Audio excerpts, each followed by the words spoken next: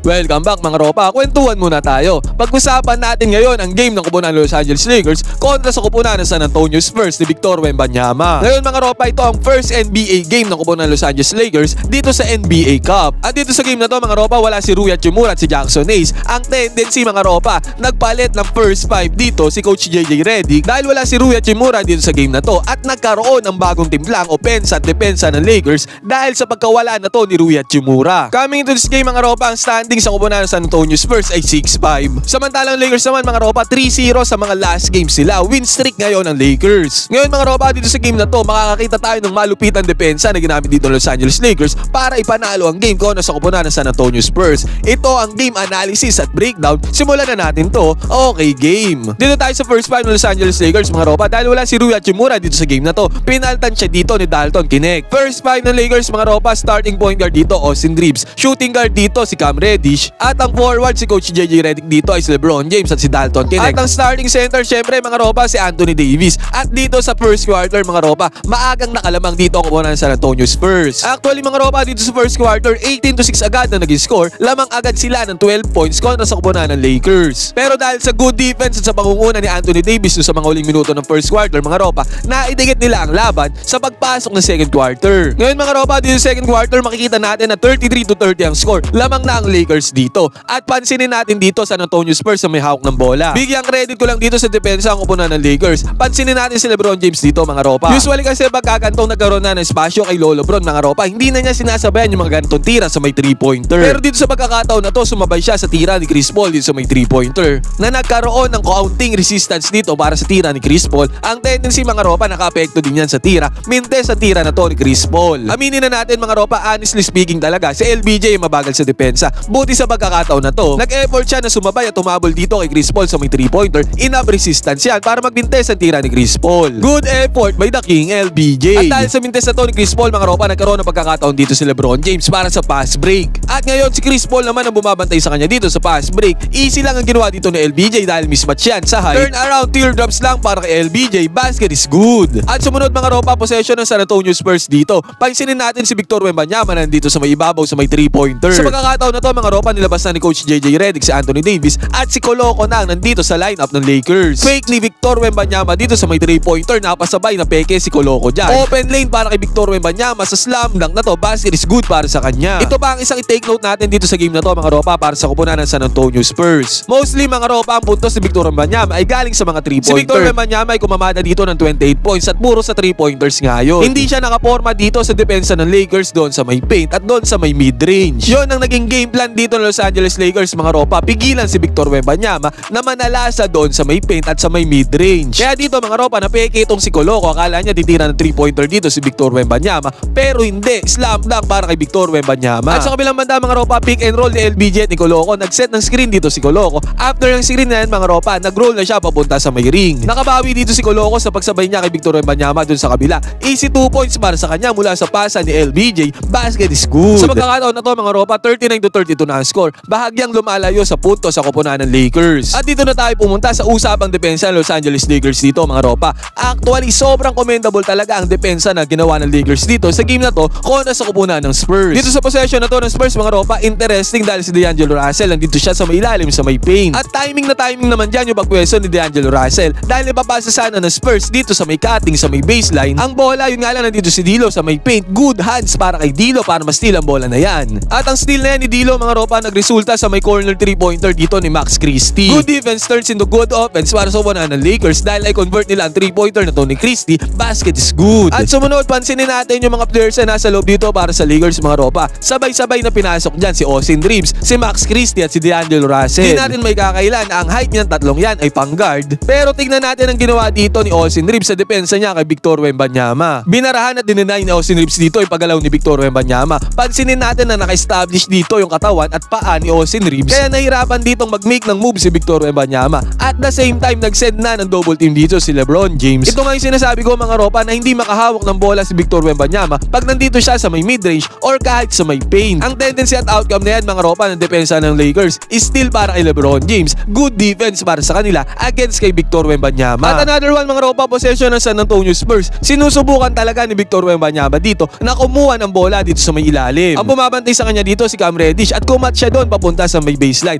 Pagkat ni Victor Wembanyama dito mga ropa, pansinin natin si Gabe Vincent na iniwanan niya si Chris Paul dito sa may 3-pointer at sumunod siya kay Victor Wembanyama doon sa may paint. Ngayon mga ropa, na double team dito si Victor Wembanyama at nandyan din si D'Angelo Russell. Bali 3 player ng Lakers ang nandito sa may ilalim para kay Victor Wembanyama. Medyo nag-stutter na nga si Victor Wembanyama dito sa paghawak niya ng bola. Buti na ipasa niya sa may corner 3-pointer sa kanyang kakampi. Na agad namang pinukol ang 3-pointer dito sa may corner. Lucky bounce pa ang nangyari dyan. Sinuwerte ang kupunan ng Spurs. Basket is good para sa kanila. Pero dito mga ropa, makikita natin na talagang dinidenay ng Los Angeles Lakers na makahawak ng bola ito si Victor Wembanyama dun sa may loob. Good game plan para sa kupunan ng Lakers at kay Coach JJ Redick na i-deny dito si Victor Wembanyama dahil si Victor Wembanyama ang main scorer ng kupunan ng Spurs. Ngayon mga ropa, sabi ko nga 3-pointer ang main weapon ni Victor Wembanyama dito dahil hindi naman siya maaabot dito sa depensa ng Lakers. Dito nakapukol siya ng 3-pointer, long bomb yan para kay Victor Wembanyama. Basket is good. At another one mga ropa, back-to-back possession. 3-pointer ang pinukol ulit dito ni Victor Wembanyama. Pero this time, mintes sa tira na to ni Wembanyama. At another one ulit dito mga ropa, possession ng San Antonio Spurs. Again, depensa ng Los Angeles Lakers ang ina-highlights natin dito. Ang ganda ng depensa dito ni Austin Reeves. Enough resistance yan para magmintes dito ang tira ng Spurs. At good dance din naman kay D'Angelo Russell para saluhin ang pasa na to na nagresulta ng steal para sa Lakers. At another one ulit dito mga ropa, pansinin natin si Max Christie dito sa may ilalim. At ang binabantayan niya dito si Johnson, pero nakita niyang aatake na si Vassell dito. Hindi na siya sumunod kay Johnson dun sa may corner. Good decision para kay Max Christie. Narangan na lang dito ang dadaanan ni Vassell. At enough resistance yan para sa kupunan ng Lakers dahil hindi nakatira ng maganda dito si Vassell na nagresulta sa good defense nila. Mintes ang tira ni Vassell, rebound ni LeBron James. At sa pagkakataon na to mga ropa, kung meron lang akong nakikita ang butas sa depensa ng Lakers dito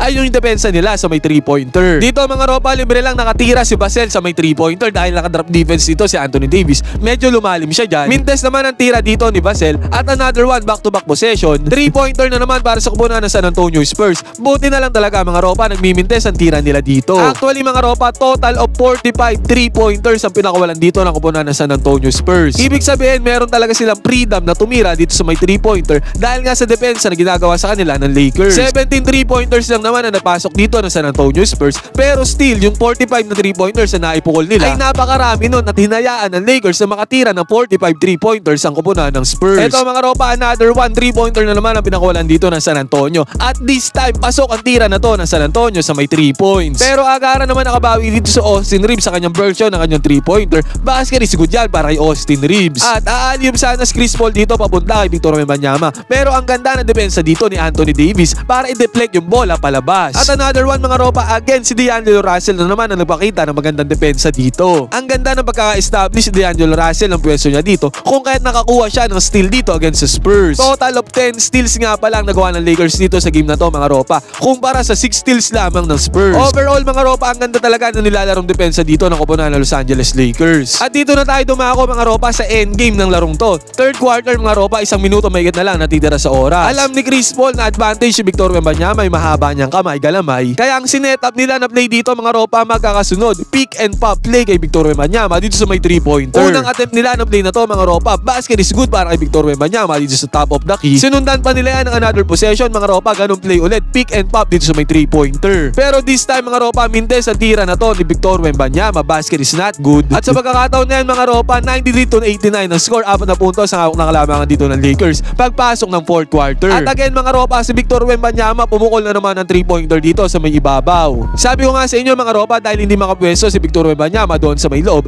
dahil sa depensang ginagawa ng Lakers doon sa may loob, 3-pointer ng 3-pointer ang pinupukol dito ni Victor Wembanyama at this time again, mintes na naman ang kanyang 3-pointer. Ngayon mga ropa, dito na nga tayo sa 4th quarter. Medyo alanganin ang pasang ginawa dito ni Max Christie kay D'Lo. Buti na lang mga ropa, nagawa ng paraan ni D'Lo ang possession na to para sa mid-range jumper. Lucky bounce ang nangyari dito. Basket is good para kay D'Lo. At another one mga ropa, good play ulit para kay D'Angelo Russell dahil nakapukol siya ng 3-pointer dito. Basket is good. At dito mga ropa, pansinin natin si Max Christie against kay Victor Wembanyama. Ang game plan nga dito ng Los Angeles Lakers mga ropa ay malimitahan ng ball touches si Victor Wembanyama dito sa may loob. Pero bago yan, pansinin natin ang lineup na nasa loob dito para sa kupunan ng Los Angeles Lakers. Again, 3 maliit na players na naman na nandito para sa Lakers, si D'Angelo Russell, Max Christie at si Gabe Vincent. At the same time kasabayan nila si Coloco dito na nagpe-play na center at si LeBron James sa may forward. Pero kahit nandyan si Victor Wembanyama, pansinin natin na naka-steal pa dito si Max Christie sa ganda ng position niya dito against kay Victor Wembanyama. So far mga ropa, tong small ball lineup na to ng Lakers sobrang effective sa depensa at the same time sa opensa din. At itong steal na to ni Max Christie mga ropa ay nagresulta sa 3-pointer ni Gabe Vincent dito.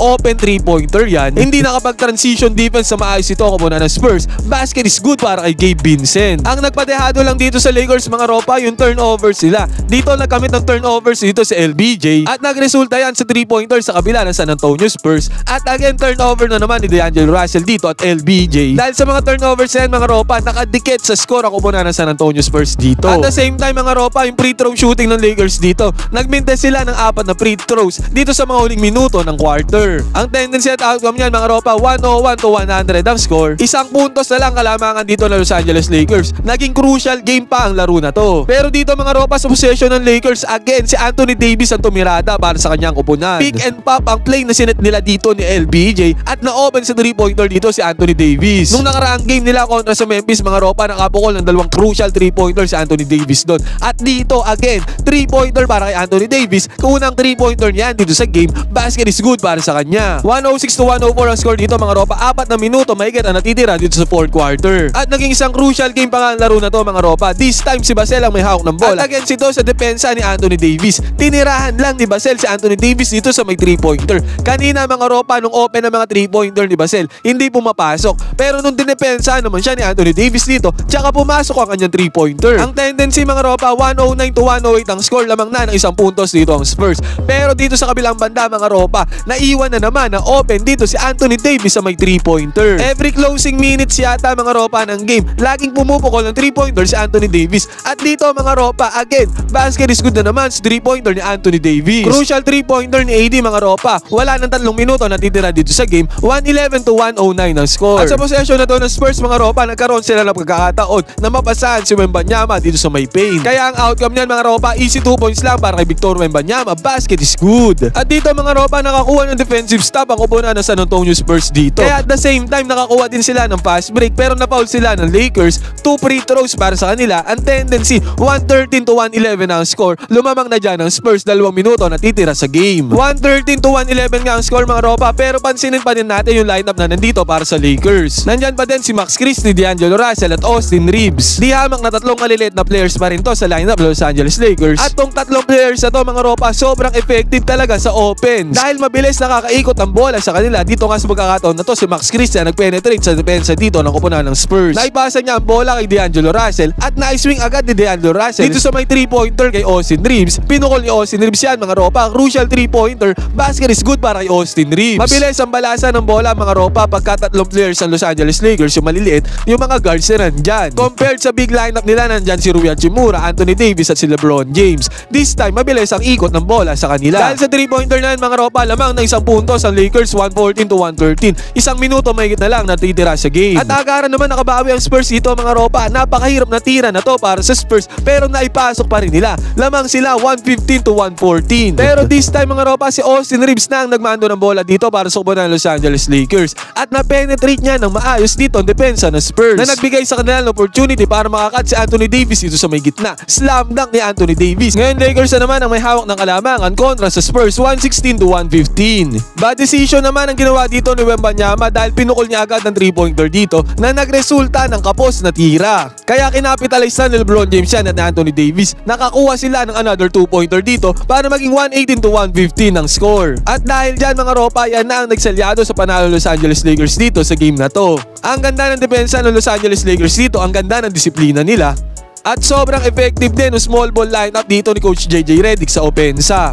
At dahil dyan mga ropa, 4 na sunod-sunod na panalo na ang hawak ng Lakers, 8-4 na sila sa standings. Para sa inyo mga ropa, maganda ba ang ginawang laro dito Los Angeles Lakers? Opensa man o depensa, pwede kayo mag-comment dyan sa baba, magkwentuhan tayo.